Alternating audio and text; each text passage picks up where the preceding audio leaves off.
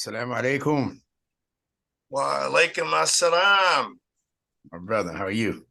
Good, good. Alhamdulillah. All right. Good to be with you once again. Yes. Are there going to be others who's going to be joining? No, but with Just your us. permission, this will be posted on YouTube with your permission. Oh, that's fine.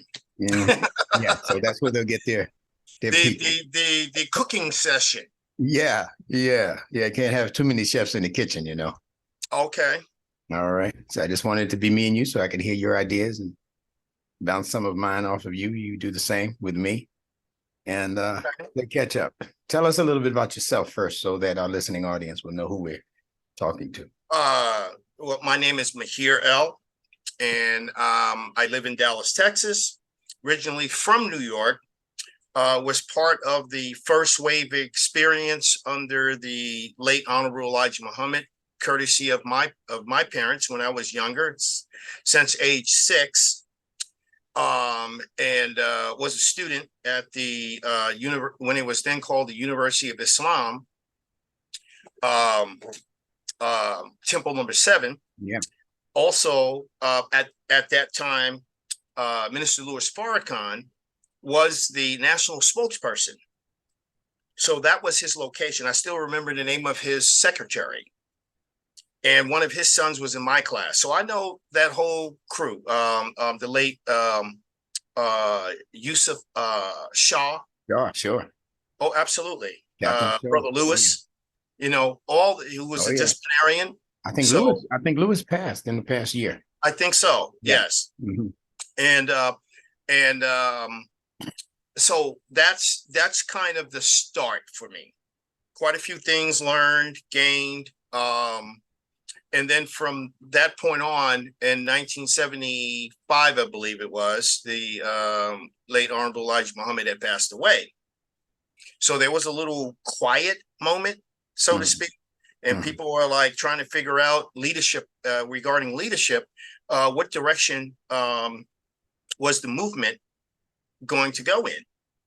So then, lo and behold, we got our late leader, Imam Warthi Muhammad. Then he was called Wallace Dean Muhammad. And a few years passed, and I graduated high school, regular high school, because the University of Islam was at that point no more, so to speak. And so then we were then called Bilalian Muslims. And so I continued to read the newspapers and the things that was being published at that time. So in Germany, myself and some other brothers, this is when I was an enlisted man, back in 1979, we were ordering our newspapers. And we were having Juma and as such.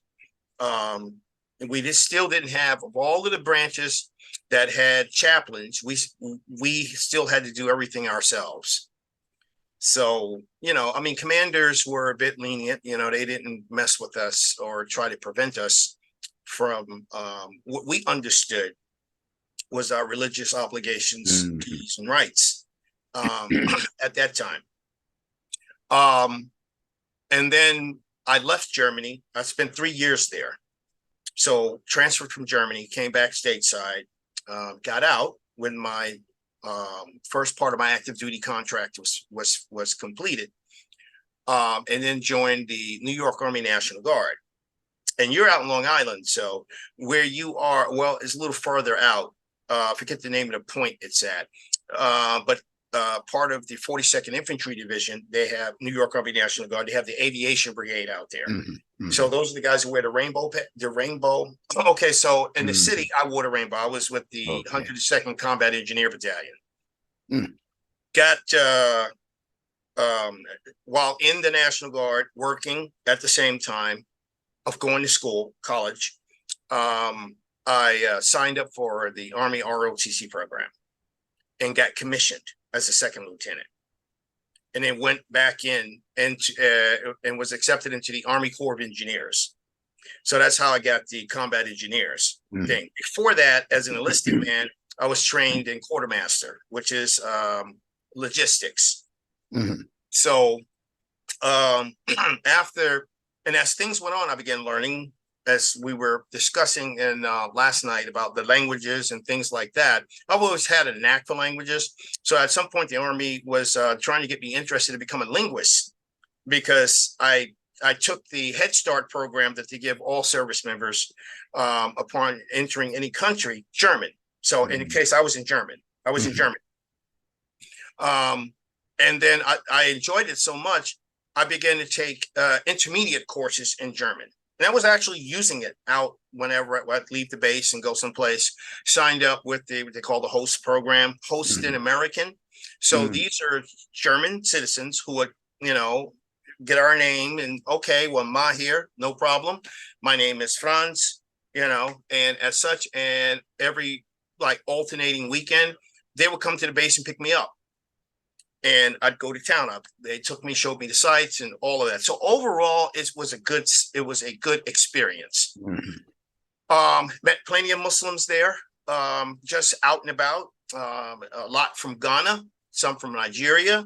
So these are folks who were working for the U.S. government at the what they call the depot,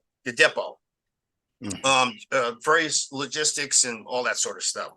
I befriended some of these people, and then got turned on to culture from where they were from. So this is how I got into, in my experience with African jazz and such. Okay, now let's really fast forward.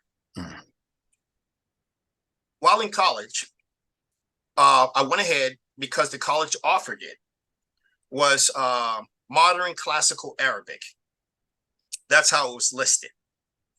And the professor who taught it, Sister Anawan Zawawi, I believe that's her name. My memory serves me correct. It's been a minute. She also taught Swahili, and she was from Tanzania. So I took a year of intermediate Arabic as well as advanced Arabic the following year. And I took it again because the college offered it. It was, those credits could not be applied to my degree. That was not one of the accepted electives. Okay. Right. Unless I was a liberal arts major, and I was not. While taking Arabiya is when my eyes began to open and appreciate the science of the language. It wasn't the science in the form of numetics, but nonetheless, it broadened my scope of understanding. And in case you don't know this, we in English, we say German, but in the actual language, they don't call themselves German. They say Deutsch. Yes. And in Holland, which is a cousin to Deutsch, is Duitje. Okay. So just want to make sure the listening audience understands that part. Okay. Yes. And Arabiya, they're not called any of those names. Almania. So, and Almania is not a new made-up name. So, in Old Hebrew is Almon. So that is another way of how they refer to, but Arabic and Hebrews, they're related to each other. Sisters, sure. Okay. So when I say Almania, then you can almost picture in your mind what we're really talking about here. My studies with the help of the Arabiya language was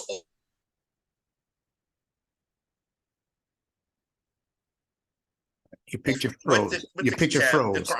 Repeat what you just said, because you froze. Okay. I was saying, as a result of studying Arabiya, having it in college, my studies of the Quran and everything began to accelerate. Yeah. Okay. I still hadn't gotten involved in Hebrew yet, but that was up and coming. So speaking with a brother who was a member of the Ethiopian Commandment Keeper Synagogue, he is from Ethiopia, Falasha, living in New York. The brother says to me, he's saying whenever I would talk to him about something from Quran, he was able to understand what I was saying. He just never personally had a Quran of his own. So I got him one. So I got him a Quran. And then he offered to me, once he saw that there was a lot of written about Pharaoh, Moses, children of Israel, that caught his attention immediately. And the respect for the law, Torah. So in Arabic, al-Torah, instructions. That's really what the word means, instruction, the instructions. So he asked me, why guess about the Old Testament? Because we were having conversations about it. And I had never touched it, picked up one, never. He said, why don't you start off right? We'll teach you the original language that it was written in, and you can go from there. Great. So every Wednesday night after work, I'm over at the synagogue. And then that's when my eyes opened. And again, I was really amazed and shocked, because then it hit me. Wait a minute. You guys are speaking a different dialect. I mean, it's different language. And he corrected me. No, we're not speaking a different language. He said, it's just a dialect. It's a different dialect. I mean, in terms of some pronunciations, the character set's different, but the verbs and everything else means the same definitions. That's right. So that was an eye opener for me. So I do have David Briggs' complete Hebrew lexicon of the Old Testament. So when you're looking up a Hebrew word, it gives you the Arabic word, the Assyric word, the Ethiopian word, and any other words that has the same roots. And they show you, they write it in the character set that it's written in the tongues that are spoken. And they show you the definitions are the same. And it shows you exactly where in the Old Testament these terms are being used, including the term Muslim. So Muslim is used as well. Instead of pronounced Sajda, S-A-J-D-A, it is S-A-G. That's right. So in Hebrew, the J and the G is one of the same. Yes. Right. Now I do have a caveat for something we were speaking about last night, because you become acquainted with names. You begin to leave alone the English names. Something you pointed out, and I believe I left you a brief voice message on it, and we can talk about this briefly. We were talking about the calendar. I'm not discussing the calendar per se. Right. But we started out talking about Iblis. So why is there a book that Moses is giving additional instructions and talking to, quote unquote, the children of Israel and the people of Yashurun? Okay. Why is that book labeled Jubilees? Drop the J. You now have Ublis,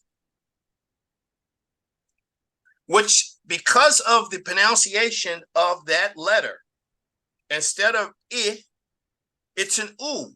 That's right. Which is passive. Yes. Tense. Both languages, Hebrew and Arabic, do the same thing. So now it is passive as opposed to intensive form of the word. So now, and it's plural. So now it is pointing out and highlighting in passive form. It gives you the truth. And it tells you what the snares and pitfalls and traps are, the falsehoods, the fakeries. Yes. That would befall. And it's not only the calendar, there's several chapters in the book of Jubilees. And it deals with a multitude of topics. But for last night's purpose, we were focusing on the calendar. Now, keeping it in line with what I was just mentioning, the current names of the Arabic months, if you look,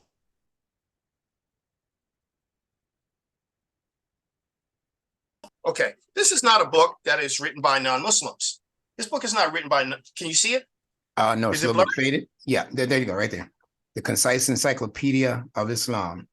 Yes. Gotcha. Okay, so this is put together. It's a small a version of the larger form. There's two things when you're looking up in this book.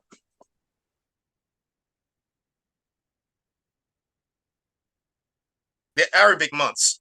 They tell you in the encyclopedia that the naming conventions of the names of the months all came from solar Yes, yes, yes. conventions. Thank you. Repeat So that, there's an Arabic please. name that means first spring, That's right. spring equinox. Yes. And then there's another name for a month that indicates the second spring, Yes. fall equinox. Fall equinox. That's right. And then other months. So I began, and I had to ask this question. Yeah. And in each one of those names is in recognition of the seasonal conditions. Yes. During that part of the year. Correct. Right. So the names of the months, they're not the issue. Who, by what authority? Right. And who authorized this is the part I love. the removal off of the original construct of counting time? That's one thing right there. Also, in this same encyclopedia handbook, I was looking up the definition of sunnah. Mm-hmm. Okay, fine, no problem. If you're in the index of a Quran that has been translated, why aren't there any references in the index back there in the back if you just want to look up sunnah? But go to the encyclopedia, and while looking at the definition of sunnah, it states this. They put Surah 24, one of the ayats up there. I think it's 24 and 4. Mm-hmm. And it's speaking about salah. So the ayat in Arabic, as well as they translated it well in English, the three notable times of observance, it says Salatul Fajr, Salatul Zuhr, and Salatul Isha. Now, so when they refer to it, I grabbed the Quran and I went to that surah and that ayat and I said, yeah, okay, yeah, that's right. They're talking about it the way they need to talk about, but here's what it says. Although the Quran sets the number of prayers, they use the word prayers, to 3. Sunnah sets it to 5. And they also say in the same encyclopedia, in the matter in which Quran and Sunnah are in conflict. Listen carefully how they word this. Sunnah is made to prevail over Quran. That is in an Islamic encyclopedia. Man, oh man. I got 2 more things for you to let you know, because all of this is part of my growth. Okay, so I saw that and I was thinking to myself, again, military style question. Who authorized this and by what authority? Great questions. And in the Islamic encyclopedia, they never mention in that paragraph, when you look in the definition of sunnah, they never refer to the prophet. Mm-hmm. They never said he said it. They're talking as jurists. So Quran is in contradiction with Sunnah. We're going to rule in favor of Sunnah. And Sunnah means it references a system. Yes. And in Quran, Allah mentions at least 3 times Sunnah to Allah. That's right. No prophet has a Sunnah, no. But a prophet has a millah. That's right. Which is a creed and a practice. So what is it said? Practice what Ibrahim alayhi salam practiced. It says millat to Ibrahim. Right. Now, here's a trick they did. I saw this in a hadith. This is trying to keep in how they play with a language. In a hadith, I was given a football one day. And I noticed the English said the conversation about how the Ummah would be divided into 73 sects. So I'm reading this in English. And one of the companions is allegedly to ask, "O Prophet, if there's going to be 73, 72 is going to the hellfire, which one is not?" So in the English, they say the ones who keep and practice his sunnah. That's what they said in English. Mm-hmm. But even that hadith writing, which has the Arabiya right there, Yes. the word sunnah is never used. Yes. So it's like Thalatha Saba'in, mm-hmm. 73 Mm-hmm. Milatan. That's right. And of the 73, its name, Wasaba'in, is going to the bad place. All except the one who practices his milata. There you go. That's the way it's written in Arabic, and that's even hadith. Yes. But and in the English, that is not what's printed. Oh, you got them. You pin them down, man. So the problem, and I started to observe this with the problem, the laziness and the callousness that has developed as a result of the people who already claim that they speak the language. Yes. So they are subject to say anything to you on face value, and because they're speaking the language without thinking twice, you will innocently get taken in by everything that they're saying. That's right. So, man, oh man. Now, I got to get to the next level of this now. Go ahead. Build this. Build it. And the Yusuf Ali, before you read Surah 57, Brother Majun, Imam Majun here in Dallas, he drew my attention to this. He said, "Mahir, have you ever read the introduction to Surah 57? I said, "No, I don't really bother reading the introductions." Right. He said, you really need to read the introduction. So he has his with him. He turns, he starts reading the introduction. They told you that the original order that the prophet received the revelation in, the order it is in now, is not the order he received it in. That's correct. Now, I also have Sher Ali. And in here, they word it this way, which is in the tafsir, but not the intro, but in the tafsir, they explain it this way. This ties into a group last night, Aslam, one of the 5 Arab tribes that went against those who were considered Sahaba and the whole rest of the good folks.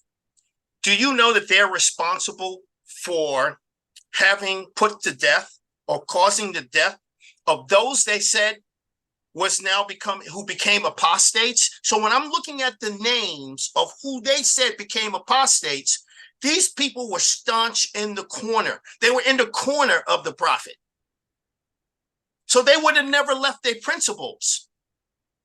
So someone had to bump them off.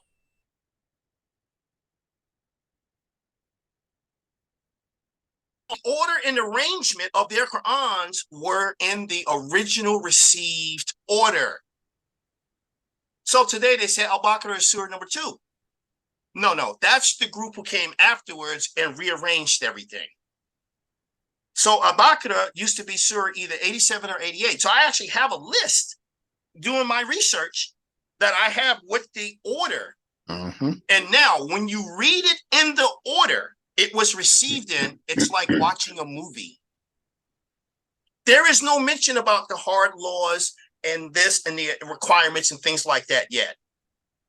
The first part of the majority of the surahs is the personal, individual family, and community development and get your mind right. When you read it, it's like watching a movie. Yes, sir. Yes, sir. So now they tell you you're going to read a Fatiha and you jump straight into a mega monster size. Laws and commandments. You jump right into Al-Baqarah. Here's what we want you to do. Yes. And it's so hard and you're so worn out mentally. How many years did it take for the book to be revealed? 22 point something years, correct? That's right. That's but they right in front, they give you a surah with 286 verses. Ayats, exactly. Yeah. And some of them ayats, some of them verses are large. Yeah. So in the Sher Ali explanation for why the Quran is not in its original order, they say the order had to be changed. That's the language they're using in the footnotes. The order had to be changed to be ready for the new Islamic nation. Okay. Something, you see what they said? Absolutely. So they said the order it is in now is no accident. This is in the footnotes. They're saying this. It is no accident. And it said, not only did it say it is no accident, it says, it's a lot. It's a big read. Yes, sir. Yeah. On what they said to try to justify and explain it. Got it. Now, I want to go here. This is a small book called Quran Made Easy. And they have information up front. It is worth reading so you can hear where things are coming from. And they actually have good information because I've had the time to research. Okay, so they talk about the arrangement steps. They talk about the vowels, all of that sort of stuff, but we're not going to read that. I want to get to this part here. And I believe I used my coloring pencil on it.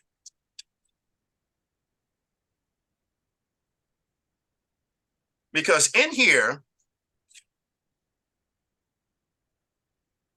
okay, so they have a dictionary.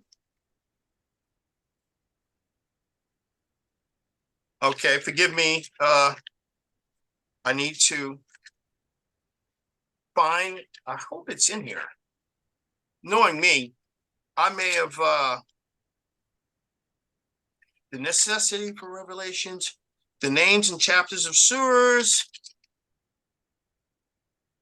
Okay, so they say kinds of wahi.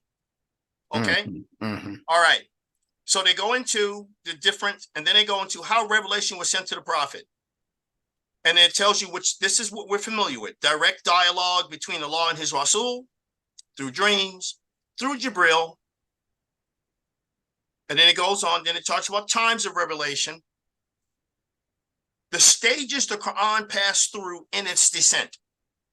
Now, this is a tiny book. Yeah. Quran, right? Very small. And then they say the first stage. The Quran descended from and they tell you, Mahfu. Yeah. The imperishable tablet. Watch, the preserved tablet. Yes. It says came into being, and they say in the seventh heaven, and how when only Allah knows the Quran descended in full and not as isolated surahs and ayats. Picture for a moment. When I was reading this and studying this and other sources, okay, you sign up for Introduction to Calculus. You're told to go buy the textbook. You don't have the syllabus yet. The professor will take care of that. And through guided measure, when that professor is through, that textbook that you just spent that money for to learn Calculus 1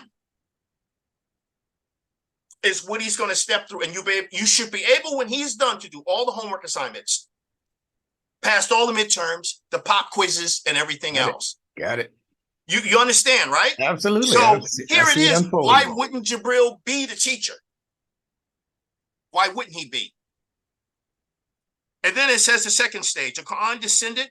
Look at this, the Baitul Izzah, which is Baitul, remember we said house, or the house of power. Okay. Okay. And it talks about where it's located. And then the third stage, the Quran was revealed to Rasulullah through the medium of Jibril. So now I need to get to the other part, because it talks about the physical states, talked about what he went through. So I didn't find any issues with this. Okay. When you're receiving it, how you can sometimes go into, you're going to go into a trance. So that indicates you're being drawn close to, or Allah is drawing close to you. Yes. And incidentally, in Quran, Allah never gave up or nor surrendered his ability to talk to any of us in dreams. Absolutely. That's an ayat in the Quran that tells you he still does this. Not he can do it. No, he still does this. And then he can tie a rope on and draw himself closer to you. So it was only those in the wilderness who told Moses, you talk to him. You talk to him. We don't want to hear the voice of him, because it scares us and we think that we might die. And the Quran, it says, with the thundering and as such, and the vibration going forward. Yeah, for fear of death. This, and he said they thought as though the sky was going to fall down on them. Yes. Okay, so that's your shakers and your fakers. Yeah. Because they can't handle that. Not everyone was like that. Okay, so, and it gives you, listen, it gives you good names. And as such, and now here's a part I wanted to go to. The preservation of the Quran.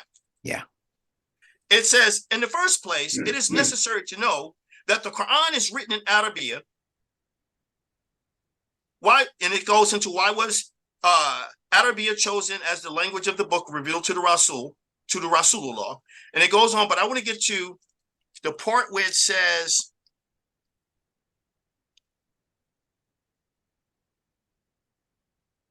the order. Very important information. Yeah, because it talks about even during the Prophet his the year in which he was to pass. It says Jibril visited him every year during the sacred month. And the Prophet was required to recite the entirety. He also, the Prophet required those closest to him to also be able to do the same. Out of which he said he picked 4 people. If you wish to learn Quran, seek it from, and it mentions the names of them. So this here tells you their names. I like this because it keeps the information upfront, close, and precise. Yeah. Okay. And let me just bear with me just a second here. Okay, they were known for the, okay, here we go. This is what I'm looking for. This is the steak and potatoes. It says the order and arrangement of the verses was well known to the Muslims and strictly observed by them. It says the angel Jibril went through all the revelations with Muhammad each year in Ramadan and went through the recorded Quran twice in the year in which Rasulullah passed away. There are numerous reports about the existence of the written Quran in the form of a book or piece of writing, kitab, during the lifetime of Rasul. Now you hear this? Dude. Now they gave us a name, Uthman. Okay, that may be an uncorroborated, non-existent person. And I'll tell you why. Come on. This is a book of one of the books of Flavius Josephus. Let me see. Got it. Familiar with it. Okay. Uthman belonged to a clan called what? Umayyah. Do you know what the ethnicity of the Umayyads are? Because it's an Arabic word for another word of a group that pre-existed. What was Uthman known for in the quote unquote Arabic narrative? I can't call it Islamic. He was wealthy. He was a trader. Commerce was his thing, right? That's right. So in other words, somebody important, someone notable. That name Umayyah is the Umanidius. They're Greeks. So someone, remember, after the Prophet ﷺ passed away, a group of them, before you had the real takeoff of the Umayyads and the Abbasids, they spent 200 years in the court of the Byzantine, transliterating everything from Greek, Latin, into the Arabic. That's right. And this is how and so they took names of people that was not Arabic names, and they made their names Arabic. Now, let me share a little secret about Greek in case you don't know it as a language. Mm-hmm. Alexander, the Greek, his character set, thanks in part to the Phoenicians, his character set was the same as the Aramaic Paleo character set, letter for letter. Mm. So when it says in the story about a prophecy about him being able to go into Jerusalem, and the Israelite priest opened up the book of Daniel and showed him a prophecy that related to him. Alexander the Greek didn't need a language interpreter because the languages were the same. Yes. So he read for his own self what was written in that book, especially the prophecy as related to him.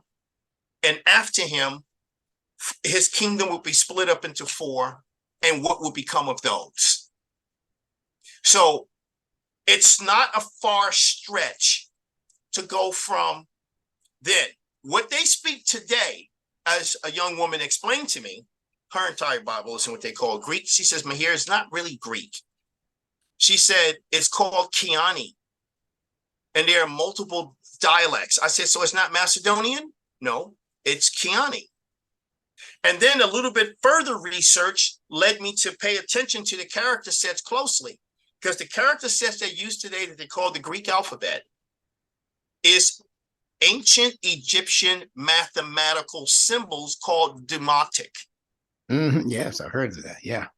Okay, yeah. so delta X over delta Y and all that. So Mm-hmm. anyone that's into any hard science, chemistry, mathematics major, engineering, and as such, you will be introduced when you're taking math, when you're taking algebra and trigonometry, pre-calculus, you're going to be introduced to the Greek alphabet, to what they call the Greek alphabet. Those are ancient Egyptian mathematical symbols used for mathematics. And now they took it, Ptolemy took it, and now he uses it. He used it. Mm-hmm. Mm-hmm. Okay, so so far, how are we doing? You have any questions or anything you want to share? I'm following you, and I'm letting you unpack it in a way that people can, when they hear it again, they can stop it and go check those references. Right now. So whatever you're doing, just take your time doing it. I know we're going to have a part 2 of this. So absolutely. Just unpack readers it. of the Quran among the companions. This is information, relevant information that people should be aware of. Absolutely. Now, I'm finished with the point about how they interjected Uthman, and they said Uthman is the one who's responsible for the collecting and gathering of the Quran. And yet in this intro up front, in this little Quran, they tell you that when the new compiled Quran was now ready, they went out to the 7 known locations of those who still had in their possession the original order of the Kitab, they made war against them.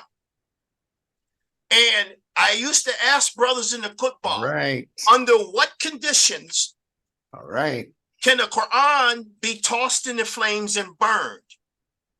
And the brother sat there on the floor thinking about the question like, wow, damn, that's a good question. Because this is not discussed. But it happened. That's right. And I said, never. You never toss. That's right. Now, there is a ritual and rite to be formed when the book is so worn,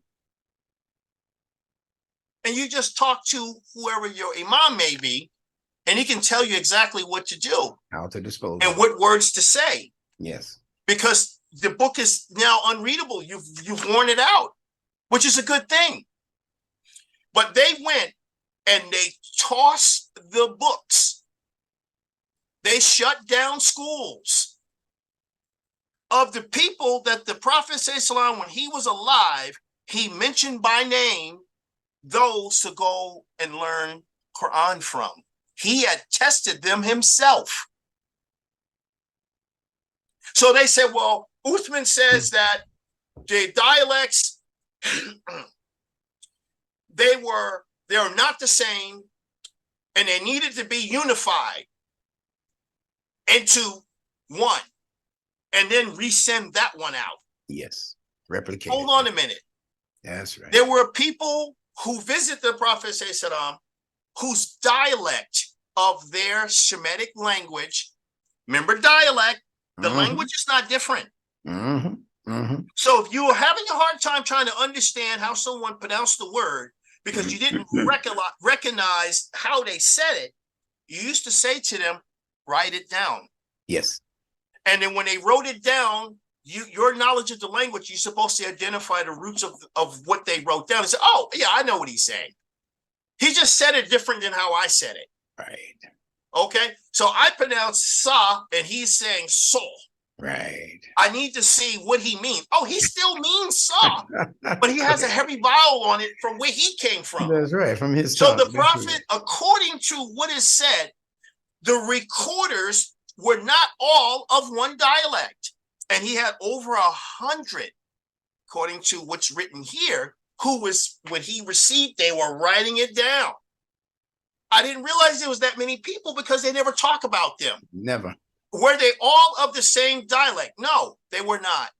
And you knew that from the interactions when you look at all the Prophet's companions. That's a whole separate book. Yes. And you start reading that level of history, you start to discover like, oh my God, wait a minute, hold on. So this guy spoke a dialect. This guy was Syriac. Yeah, so it's still Shemitic. They have a slight way of how they vernaculate, how they may say that phrase, but it doesn't change. And that's the beauty of even Arabic. Look, I can say, I see you with my eyes. The verb is ra'a. Ra'a. I see you. And notice it says ra'a, right? Ra'a.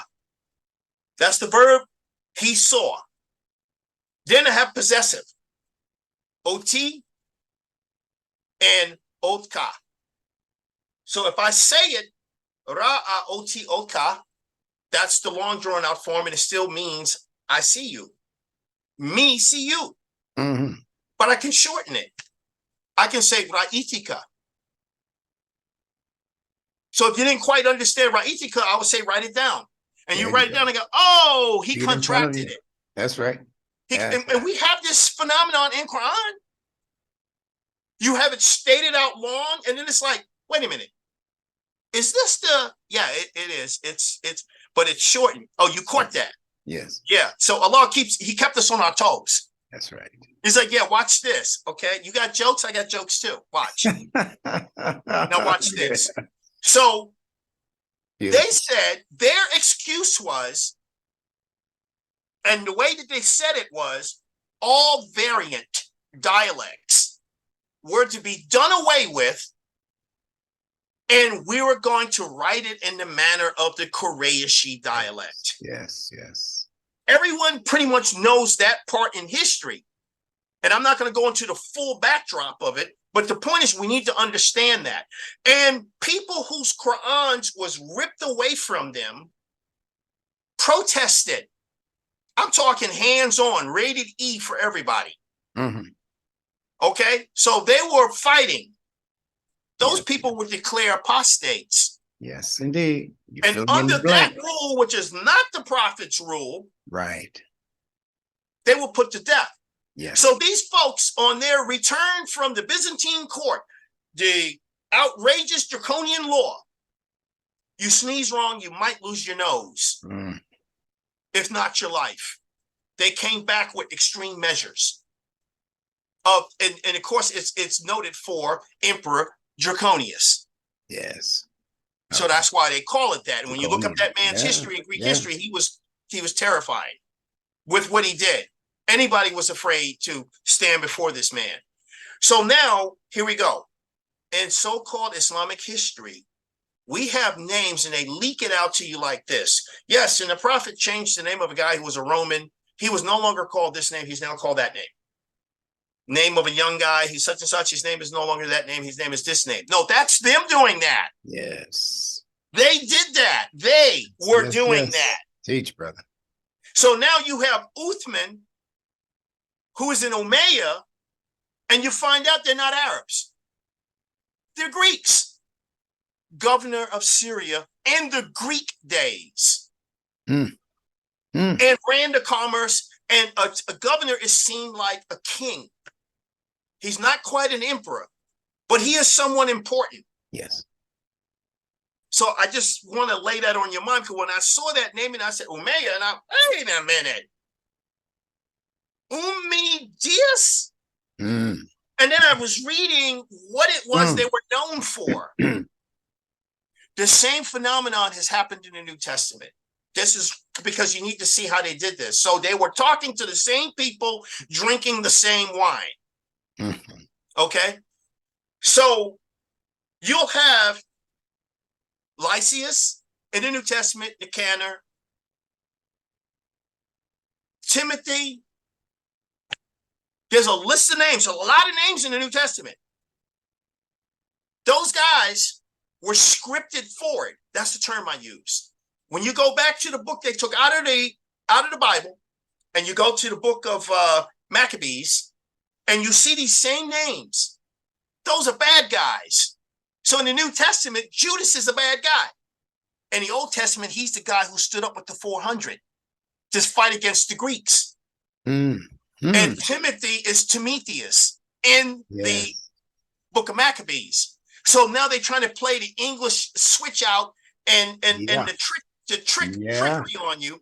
And now comes the folks who say that they're Muslims, the new Islam. New Islam.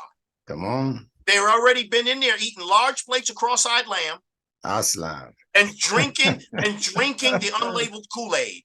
I hear you. They already did that in the Byzantine court. So now they marched forward and they were about war, which is why they did what they did. And now you know from snapshots of the brothers on the African continent, when they were being invaded by these folks who also claimed that they were Muslim, the one question that was asked, if I am a Muslim like you, why do you come to enslave me? Yes. And the reply, this is well noted.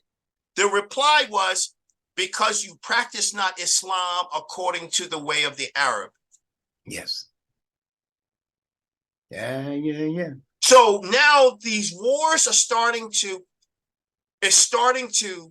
become crystal clear about the overthrow. No different than the Vatican going against our brothers and sisters in Abyssinia, the Ethiopians. Yes.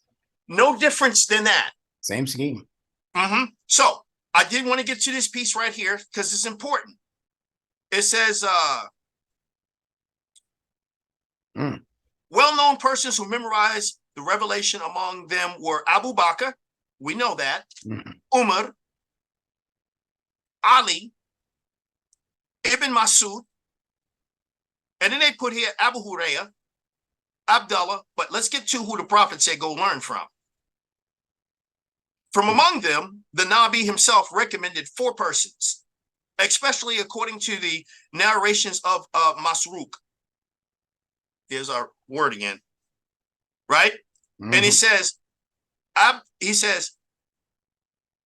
Abdullah bin Amr mentioned Abdullah bin Masud and said, I shall forever love thee, that the man. Okay, so I'm gonna skip all that. I just want to get to the 4. Yeah. Okay, so he says, take and learn the Quran from 4. Abdullah bin Masud, Salim,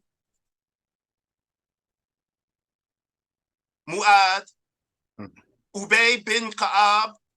These are the 4. And then they cite where in Bukhari it is supposed to say that. So now you got the 4.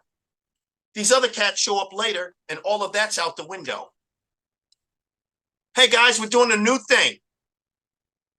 So they reshape the book. Like I tell people, if you read it in the order, and the order is not a secret, the original order. No, I haven't. It's not a secret. That's right. This is now the norm of the order it's in. And of course, they still have commentary to back up why it's in this order. To say, now we needed a Quran, and the Quran was now compiled. They didn't say recompiled. The Quran was now compiled, and it was now made ready for the new Islamic nation, and to take it out and go abroad to the other lands of those who had not yet met the prophet, that they didn't know who he was. So now they come out with a new product. Yes, newly christened. Yeah, and that they did.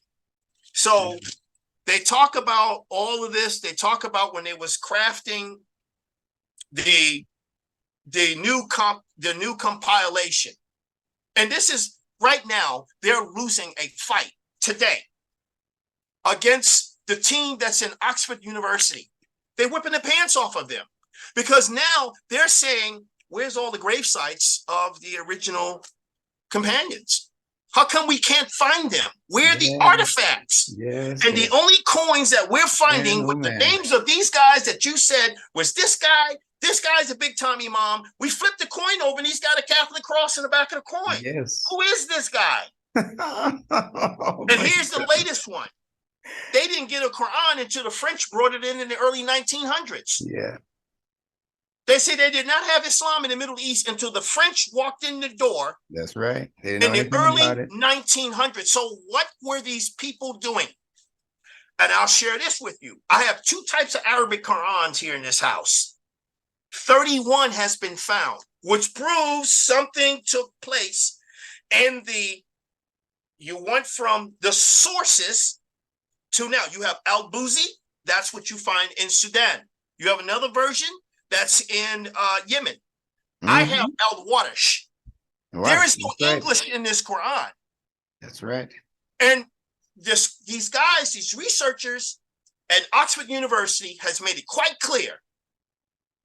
They said, when you can put all the 31 books together that they know about, that folks who have given them their Qurans, these Qurans are not in a museum.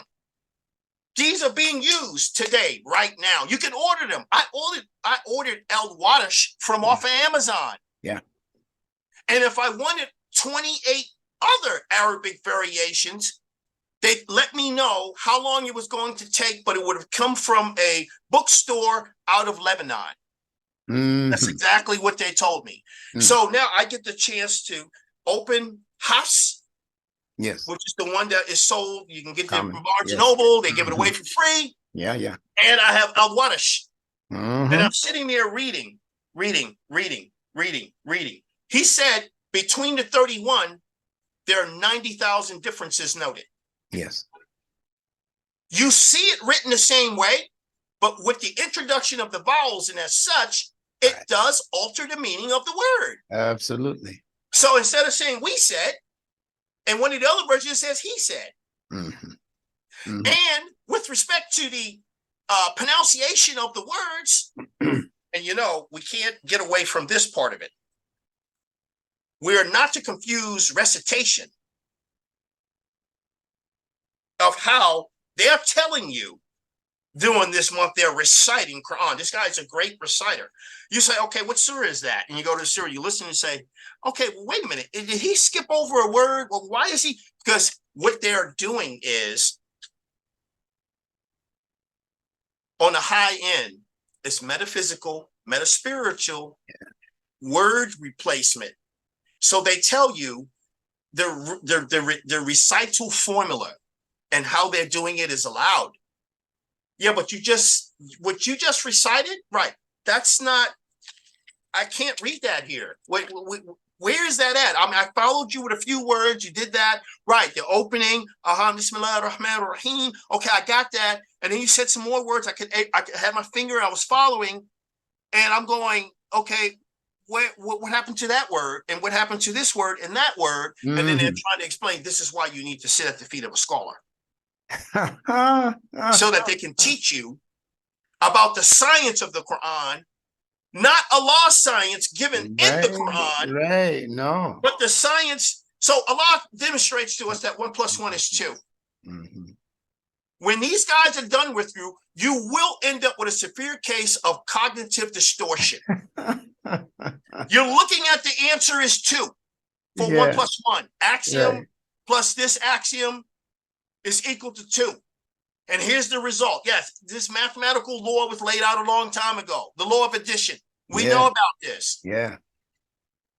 When they're done with you, they've gotten you to reverse engineer the answer that you see clearly is 2 to say it's something else. That's right. That's what they call in the mental health field cognitive distortion. Yes. So now you're manipulated on another level entirely to call that something that it is not. What it is not. That's all part of the matrix. Yeah.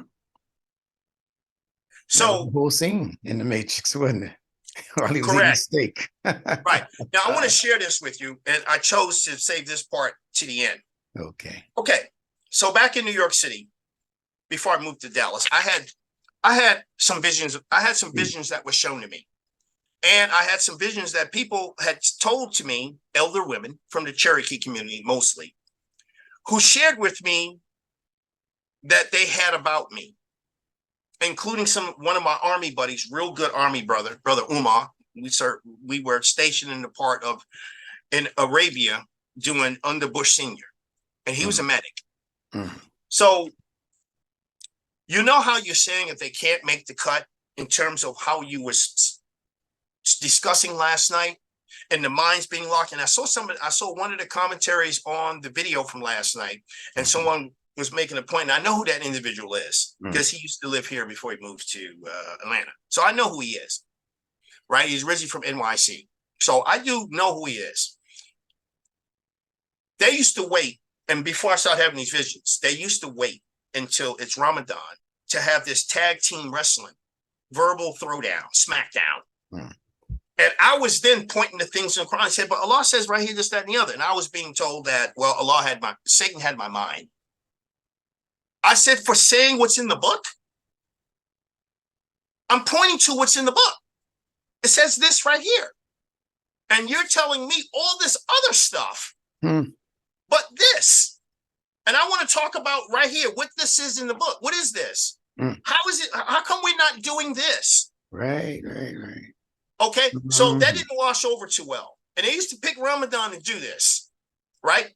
When you're supposed to be quote unquote peaceful. Yes. And you're supposed to say, I'm fasting.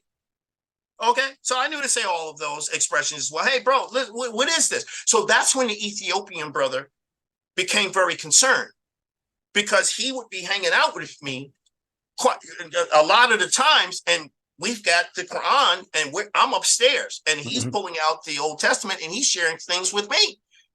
So then he was witnessing this world of ignorance passing off as Islam. And he said, brother, I'm really concerned for you. I said, what do you mean by that? And I'm looking at him. His name is Nathaniel. And I said, why, I wanted to know where it was coming from. What do you mean you're concerned for me? He said, I just witnessed how what you've been sharing with me upstairs when we're sitting down, just taking it easy and reading, and I'm able to follow. Right. He said, these guys are already supposed to be practitioners, and they're giving you the most difficult way to go. He says, and I suspect that they will harm you. He says, because I'm hearing it. I hear it. They don't want nothing to do with who is the author of the Quran. They don't want nothing to do with that. So the way he said it, then I had the vision. So after one night of Isha, I laid sprawled eagle on my carpet, new, clean, brand new carpet. And I fell into, I don't know, like it was like another dimension. There were 3 groups of people dressed in white. Okay. So the first group of people dressed in white were those who received the Old Testament. There was this huge thing in the form of an egg that had sterling silver handles. It was huge, but it was in the shape of an egg and it looked like one. And it had a window on the front and it had some gears inside that turn. In other words, you speak into this thing and this thing records what you say. So the first, all 3 of us, it's all of us, we dressed in white. So they spoke first. They said, tell him they lied on him. Tell him that they lied on his prophets. Tell him that they lied on his book. That's what the first group said.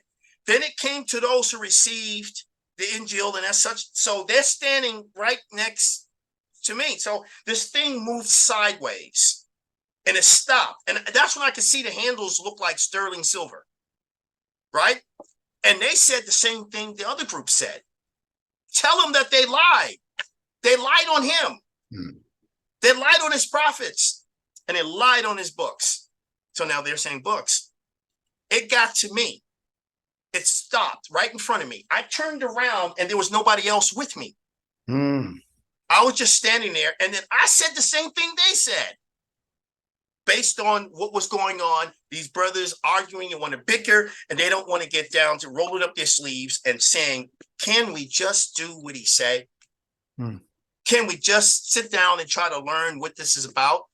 So I said the same thing. I said, tell them that they lied. Tell them that they lied on the prophets. Tell them that they lied on his book. And when I took my hands off of this thing, it flew straight up. But I could see the big white gears inside turning. It was recording what I was saying. And it floated away. So there's some symbology in that, for sure. The other brothers, and this is still in keeping with the vision, now it was time for us to go. We were no longer to be with all those that, for nefarious reasons and evil things, and then I remembered something you said in one of your conversations with me. This begins in this year, the elimination of a great many souls. See, I've been seeing that. I've been seeing it. And whenever I was present, walking somewhere, this is in a dream or vision. I'd walk somewhere and I'd see the missiles coming in. So when I was in New York, I saw the same thing in my dreams. And down here, I saw the same thing in my dreams. I saw the missiles coming in. So I would pause and I'd stop and I'd say, I thank you for everything you've ever done for me. That's how I would start. And by the time I could finish what I was saying, something said, look up. And I looked up and the sky was clear.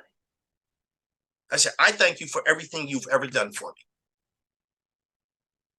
So other folks began to see us in their visions, me and other people that they didn't know. I'm thinking about what your expression was when it comes to help of Allah and how you was talking about how we come together and how we do what we do. Because we're not strangers to each other. You know that. Oh, absolutely not. And so they said that their visions was, including the brother from Ethiopia, separate visions, not everybody having the same vision at the same time. And they said, listen, I had a dream about you last night. I said, what? What is this? What did you dream about last night? So I don't know what he's going to say. He said, we were out on a street corner and we had all the books. I said, okay. He said, people was coming up to challenge us. And whatever book they claimed they was reading was the book we was picking up and we was reading it back to them. and we was telling them what it meant, they would get angry. They got angry. They didn't bum rush us, but they got angry. He said some evil power that was way at the back started throwing them out the way like a bowling ball knocking down pins. He says it was getting closer and closer to us. He said the brother who had the dream, I didn't have this dream. He's telling me about the dream, and I still remember what he said. He said, he says he was in the dream. He says to me, Mahir, look, you see what's coming? And I said, yeah. He says, none of us was afraid. He said, all of a sudden, angels that was like really tall guys with afros and all of this stuff descended to where this, whatever this thing was. He says, and then all of us took off our regular belts on our pants, and that's when they became ivory swords. So that's, I just leave you with that for something to unpack. Right. But every time I would see someone, they will always tell me things like that. And no, it's not about me. It's us. It's us. We, us. And it was, and so I was told before I moved to Texas by an elder Cherokee sister. She says this to me. At one time, I really wanted to go and move to the reservation, the Mohawk reservation, which is up on the Canada U.S. border. And I knew a couple of brothers up there already from the powwows and the Warrior Society and such. I didn't tell anybody this. So she said, hey, listen, I got a word for you. I said, okay. So she's talking to me. She says, listen, you're not going north. I said, what? So now I'm looking at it because I've not talked to anyone about this. But that was my intention and desire. I wanted to go north, get out of the city and all that stuff. She said, you're heading south. And you're going to be with some people who's going to, and this is her exact words, you're going to be with some people who's going to teach something that has not been taught in a very long time. That's how she said it to me. Wow. Now, in the wake state, did I realize how special Texas actually was? I was learning how special Texas was. So then people who knew some people back east, and mind you, I've done a lot of lectures. This is before the internet. So I've got over 200 lectures under my belt discussing various different topics and things. Nothing in the area of Nunetics. But I was getting close to, listen, folks, we need to recognize the symmetry. Yeah. So, and if we can hold on to that, then other things will make sense to us. Because, in the military, when they put us under stressful situations, it's chaotic, which symbolizes pieces and fragments and things all over the place. And you are allowed under a operation order to issue a frag order. Fragment. And when you take care and when you have resolved whatever the issue is, it's been neutralized, then you are to resume the normal operation order and continue as ordered to your main objective. But be expecting things to pop up out of the bushes to try to slow you down. So this is what I would try to say to people. So being here in Texas has been the most spiritually awakening for me, in the sense that I'm in line at a McDonald's. Years ago, I worked for Fidelity Investment, so it was lunchtime. I go to McDonald's. There's a woman there's a brother, a man and a woman standing in front of me. She's talking. This is when we started having these goofy cell phones, the Sprint PCS phones, the big guys with the antennas that broke all the time. Right. So they're talking to somebody. She's talking to a lady. I happen to know a lady with that name back east. She says, well, what's this guy's name? Yeah, what? Say his name. So I'm just standing there in line, and I'm just waiting for my turn to order. They haven't ordered yet. And so this lady is trying to say my name. I'm behind her. And she said, yeah, spell it. M-A-H-I-R. How do you say that? So I looked at her and said, excuse me, ma'am. I said, it's pronounced Mahir. So I didn't have a name tag or anything hanging on me. She looks at me and I said, are you speaking to Carol? Is she the administrator at Hunter College and such, this, that, and the other? And she said, yeah, I'm talking to him. She said she was just talking about you to us on the Sprint PCS phone, waiting in line at McDonald's to order some food. So she hands the phone to me. Oh, wow. And I'm talking to Carol. That's her name. And Carol is like, I said, what is the odds of that happening? And quite a few other similar anomalies like that has occurred here. Yeah. So these are all, a sign is something you can see. These are all signs that the Creator indeed has allowed us to see. There's another word that I didn't mention last night when we was talking about the greeting. So you remember Tohiju, Cherokee greeting, right? Before we say that, we say OCO. OCO. O can be substituted by YA or YAH, just like they do in Nigeria. Obama. Substitute the O, because what it looks like they did was they gave you an English translation for the exclamant Yah, which you would say if you're saying any of the attributes. Yes. Yah Razak. Yes. So now you say, oh, Razak. Yeah. You need to know to put it back in its proper context. So in Cherokee, OCO, Tohiju, Nehina, Tohiwu. Plural. Yeah, we good now. God's connected to us. Yeah, we good. My mind is good. Osda or Osdada. So that's just a few words here that I just wanted to share with you, on that. There's plenty more that can be said, but I just wanted to, and I appreciate the time, and we're going to respect the time here. I appreciate the time that you've allowed me to come and share some things so people can get a feel for some of the things in the background. Yes, I speak Cherokee. I speak Choctaw. Okay. And Choctaw is still the same style and manner of speech that Moses spoke in. And I learned that here when I moved to Texas. Heard it on a Native American program. Wouldn't sign up. Somebody brown looking just like you, bro. Yeah. Teaching the language. Yeah. And then I saw names in it like Enki. Enki, Lord of the Earth. And so after the class, I stepped to this woman. She was 80 years old at the time. And I said, excuse me, this says Enki. Right. I said, isn't this the brother of Enlil? And she looked at me for a second. She knew that. She said in all the years she's been teaching the language, I was the first student. Yeah. Who ever caught that. I said, from the tablets of Gilgamesh. That's right. I said, who are you people then? And how long have you been here? She said, we've been here for a very long time. Yeah. I said, oh my goodness. She says, this is the land of Enki, what we call America. This is the land of Enki. This is Enki land. Now, guess how they give it to you in the Old Testament in Hebrew? Come on. You don't even know how they do it.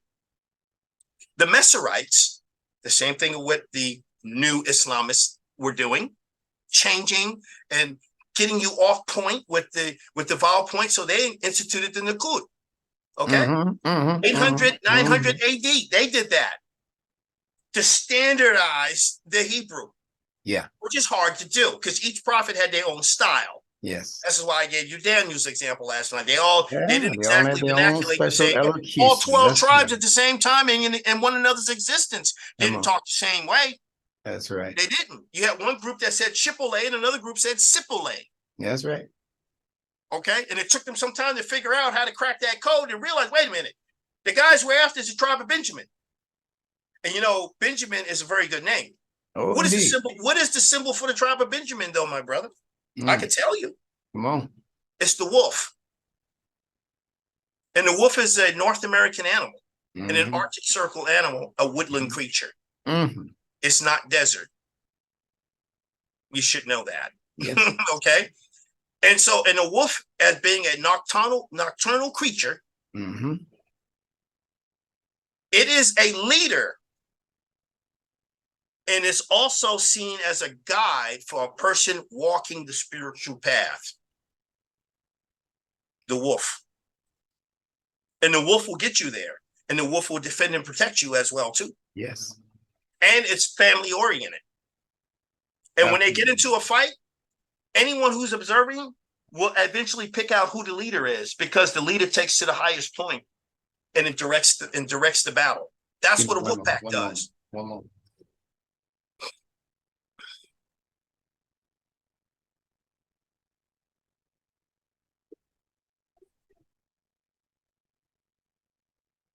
All right.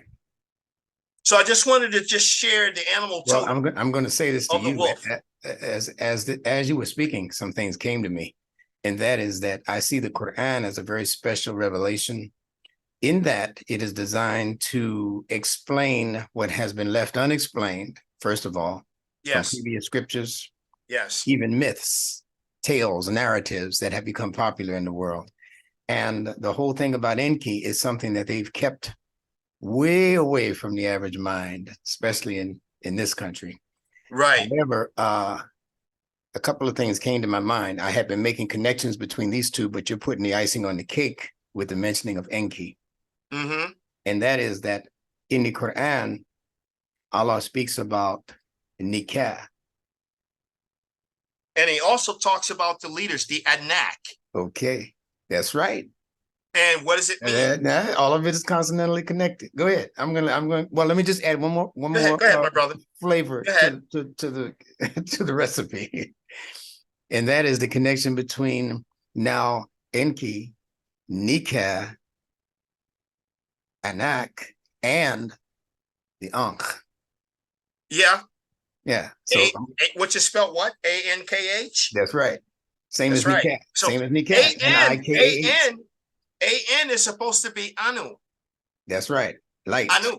That's right. And we used in that variants of it show up in Quran. Radhil Anu.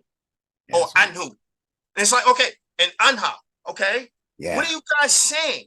Yeah. Why is these two put together? Where did this come from? And it's an ancient construct. But here's how they do it to you in the Old Testament. Yeah. They tell you, I am the Lord, your God. In Exodus. That's right. But what's the word? Because the Messerites added the vowels onto it. So you don't say Inky no more. No. You say Anoki, Yehovah, Eloheka. And Yehovah is in Lil. The two of them working together. Yeah. So you have Inky, and now when going to learn Choctaw and looking at the prayer, I'm like, whoa, wait, hold up. And then that's from Exodus. Yeah. Who are you people again? And now I'm going through my Tanakh and I'm going, they're telling us in the new interpretation, this means I am the Lord thy God. That won't fit. Also, the name of the one who created everything from the beginning in Genesis 1:1 is, you don't know that one's name. The name is not given, but the attribute is mentioned. You know Al-Bari. Yes. Right? So how does it say? It says, Bereshit. Bereshit Bara. That's right. In Arabic is Al-Bari. That's right. Okay? And the Elohim don't mean gods. So they say in the beginning, God created heaven. No, stop. That's not correct. That's right. That is not correct. That's not what it's saying. The one whose name you don't know originated from a source not told to us. Yes. And the direct objects, the Elohim means mighty ones, rulers, and judges. Yes. In Arabic, Elohuma. That's right. Elohim, Elohuma. Same thing. It's the same thing. That's mighty ones, rulers, and judges, or somebody, or the principal ones, or some kind of authority. And it says, at the direct objects, et, yes, is where you get the English word at from. Yeah. And they gave it to you. They gave it to you in a movie called E.T. Yes. The extraterrestrial. And it's not even a name.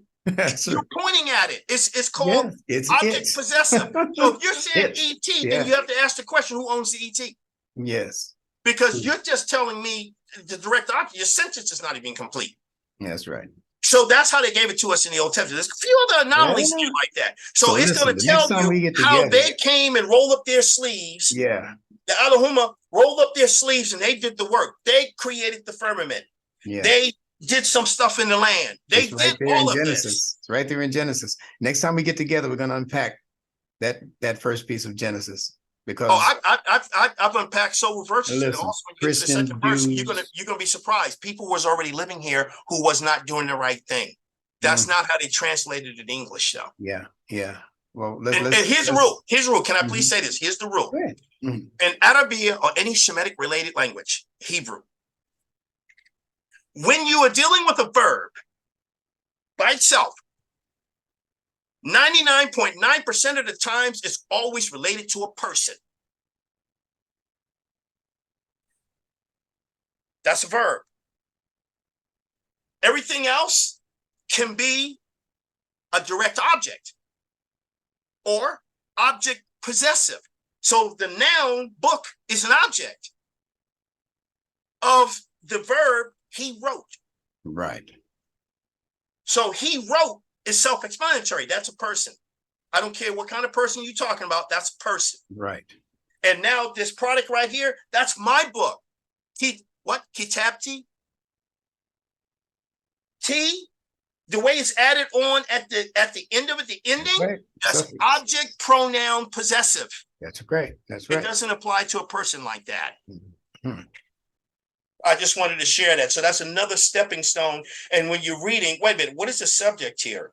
Okay, let me see. How's these Arabic verbs? What's the ending on these things? Wait, hold up. That's object possessive. So Allah's not really talking about a people. He's talking about something that they have taken in or taken on. Yes, yes. Beautiful. And he wants them to either hold on to it or to get rid of it. That's right. All right, my brother, listen, it's been a pleasure. And if I hopped around, I apologize. No, it's just so much to be said. Listen, I understand when people are inspired, the best thing I can do is just move out of their way and let them unpack, because so much has been missing in this world in terms of understanding, proper guidance, and the human being, the true human being within people is suffering. Right. As mentioned, Imam Muhammad spoke about the great elimination of the human soul, and he said it would be soon. He said that in 2007, 2005, 2002 was the first time I heard him mention it. So a curious mind would ask themselves the question, well, let me be on guard for this by first figuring out what in the world is this soul that he's talking about. Because they translate that different ways in the Quran. Some say nafs, some say ruh, some was, so we want to unpack that next time we get together. Do you understand the word nafs? I do. Nafs in Hebrew and other related language is three components to nafs. Yeah, nafesh. Yeah. The flesh, basha, is the flesh. Ruh. Okay, and the mind. Yeah, that's right. Or the heart. Yeah. All of that is supposed to be nafs. That's right. And that's why they tend to translate it as personality. They tend to translate it as intellect, right? Personality, intellect. There you go. I call it the breathing intellect. Yes. And the reason I say that is that when you find the nun fa connected in words in the Quran, it always has to do with breathing. Right. And the person who's missing the ruh, because he has only two of the three components, that's nas. There you go. Which means what? Insane. That's right. It's used in the Arabic speaking health community. They said it means mankind. People, no, it does not. And it says foolish, wicked, and it's in Hebrews in the Old Testament too. A foolish people who are not even a nation. Okay? It said they don't do what is right. They're wicked, and yes, they are defective, and they are insane. Go over there. Said people want to argue with the religion. No. You got mental health over there. I talk to a sister on a regular basis in Algeria. And she, NAS does, they use that in mental health. Her degree's in sociology. But she's like, well, these people know that's why they gave us the word nasty. Yeah, and I told somebody that in one of the other talk shows. I said the word nasty comes from it, and the word nice comes from it too. And because one of the definitions of nice is foolish. That's right. In the American Standard Dictionaries. Yes. People need to do their homework. Yes, sir. My brother, it's been beautiful. Thank you. Pick it up. All right. Much appreciated. Thank you. Well, and we'll meet again soon, inshallah. I'm sure our listeners are going to really enjoy this. And I'm going to ask the YouTube listeners that if you have any questions for our brother here, that you submit them to the comment section, and he'll be more than happy to discuss those things with you. Oh, absolutely. If the comments are not hasty and foolish. Yeah. And I have to give them a warning. Yeah. Original Islam was here well over 1,000 years. So there is stuff still rooted in the indigenous culture that had to be taught to me, which is why I subscribe to Red Hand. Okay. We're the original order, which means the original order of the teachers, which is why many of us had Islamic names here and we're signing treaties all over this land. We're going so to be careful. I am not approved. FDA stamped approved by a scholar from overseas. No, I have nobody I talk to is to defend. I don't have time. I don't have time for that. The only All time right, I my have brother. is for people who have been inspired and who want to share what their findings are with other people because they know it's going to be of assistance. So that's where we are. That's the frequency we're both on. And as long as you're on the same frequency, we can meet at the same point of the dial. See, let's do it. Let's do it. My brother. Salaam Alaikum. We only get one life, my brother. Indeed. Let's do it. All right. Salaam Alaikum. Wa alaikum assalam. Okay. Be well.